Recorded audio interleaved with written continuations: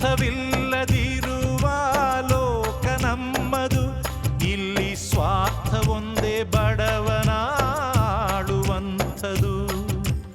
ಎಲ್ಲ ಇಲ್ಲಿ ಒಳ್ಳೆಯದು, ಎಲ್ಲ ಕೆಟ್ಟದು, ಬಂದ ಹಾಗೆ ಪಡೆಯೋದೇ ಆ ದೇವರು ಕೊಟ್ಟಿದ್ದು ನಂಬಿಕೆಯೇ.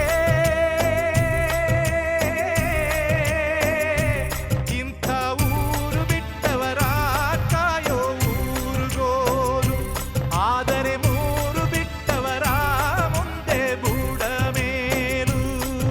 ಅದು ಯಾರೋ ಬರೆದೋರು, ಗಾಯದ ಮೇಲೆ ಬರೆ ಎಳೆದೋರು.